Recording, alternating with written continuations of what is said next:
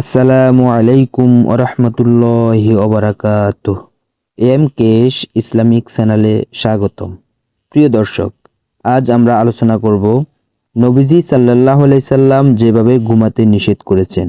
একজন মুসলিম ইবাদতের নিয়তে যা করে তার সওয়াব পেয়ে থাকে।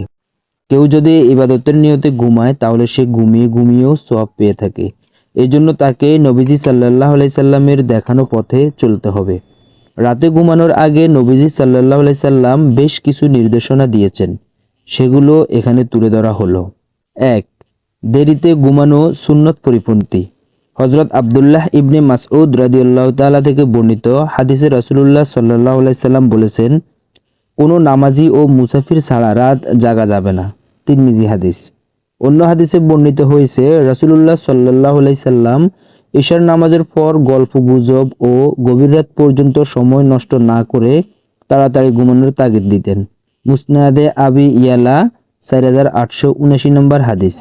রাতে দেরি করে ঘুমালে শরীরে যে 8টি মারাত্মক ক্ষতি হয়। ১. উচ্চ রক্তচাপ বেড়ে যায়। ২. ওজন বাড়ে। ৩. ব্রেনের পাওয়ার কমে যায়। ৪. আয়ু কমে যায়। ৫. মানসিক অবসাদ ঘটে। ৬.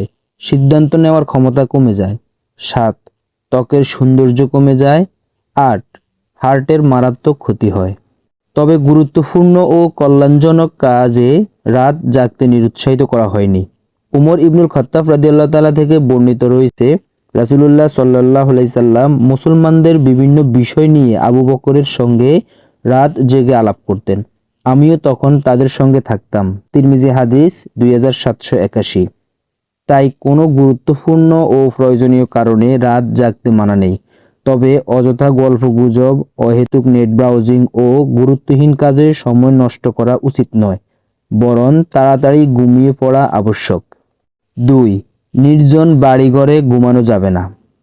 অনেক সময় বাড়িঘর নিস্তব্ধ ও নির্জনতায় ছেয়ে থাকে। এইসব ঘরে একাকী ঘুমানো উচিত নয়। তাই জনশূন্য ঘরে ঘুমানোর ক্ষেত্রে হাদিসের নিষেধাজ্ঞা রয়েছে। হযরত আব্দুল্লাহ ইবনে উমর রাদিয়াল্লাহু তাআলা থেকে বর্ণিত রয়েছে, রাসূলুল্লাহ সাল্লাল্লাহু আলাইহি সাল্লাম কোনো ঘরে নির্জন রাত যাপন ও একাকী সফর করতে নিষেধ করেছেন। মুসনাদে আহমদ 5650 নম্বর হাদিস। ৩. খোলা আকাশের নিচে ঘুমানো যায় না। ঘরের বাইরে ও আকাশের নিচে ঘুমাতে মহানবী সাল্লাল্লাহু আলাইহি সাল্লাম নিষেধ করেছেন। একইভাবে ছাদেও ঘুমানো উচিত নয়। হাদিসে রাসূলুল্লাহ সাল্লাল্লাহু আলাইহি সাল্লাম বলেন, কেউ যদি রাতে বেষ্টনীবিহীন ছাদে ঘুমায় তাহলে তার কোনো দুর্ঘটনা ঘটলে তার ব্যাপারে আল্লাহর কোনো দায়িত্ব নেই। আবু দাউদ 5041 নম্বর হাদিস। ৪. খাবারের পাত্র ঢেকে রাখা। জাবের রাদিয়াল্লাহু তাআলা থেকে বর্ণিত হাদিসে আল্লাহ রাসূল করিম সাল্লাল্লাহু আলাইহি সাল্লাম বলেন, তোমরা রাতে পানাহারের পাত্রগুলো ঢেকে রাখো। বুখারী হাদিস 3316। ৫.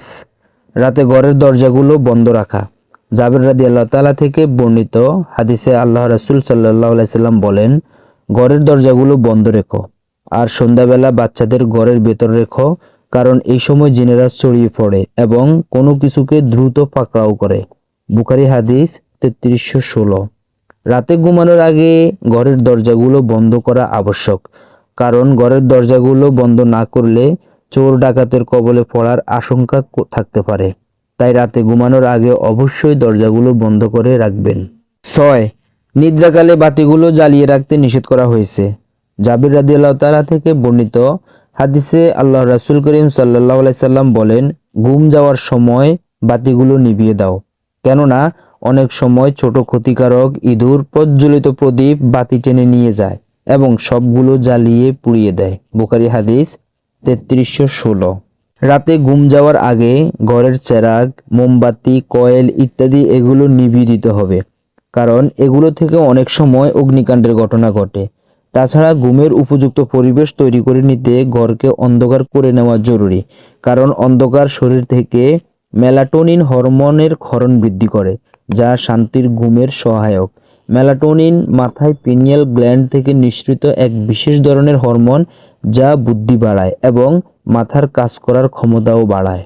আল্লাহ তাআলা আমাদের সকলকে বোঝার ও মানার তৌফিক দান করুন। আমিন।